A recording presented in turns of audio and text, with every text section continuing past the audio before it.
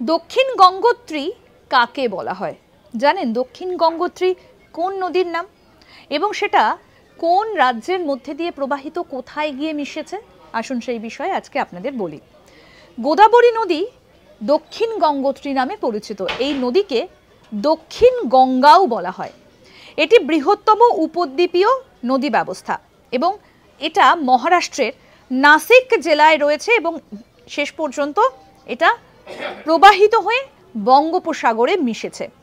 এর উপনদীগুলো মহারাষ্ট্র, মধ্যপ্রদেশ, ছত্তিশগড়, ওড়িশা এবং অন্ধ্রপ্রদেশের মধ্যে দিয়ে প্রবাহিত হয়। আর এই গোদাবরী নদীকে দক্ষিণ গঙ্গা নামেও অভিহিত করা হয়। একেও বলা হয় দক্ষিণ গঙ্গোত্রী। এবং এই নদীটা নাসিকের ওপর থেকে উৎপন্ন হয়েছে এবং শেষ পর্যন্ত বঙ্গোপসাগরে প্রবাহিত হয়েছে। এর উপনদীগুলো মহারাষ্ট্র, মধ্যপ্রদেশ, ছত্তিশগড়, ওড়িশা এবং অন্ধ্রপ্রদেশের মধ্যে দিয়ে প্রবাহিত হয়েছে। দুটো নামে অভিহিত করা হয়, দক্ষিণ গঙ্গোত্রী এবং দক্ষিণ গঙ্গা। এরকম আরও অনেক অজানা আপডেট পেতে দেখতে থাকুন আজ তাক বাংলার ইউটিউব চ্যানেল।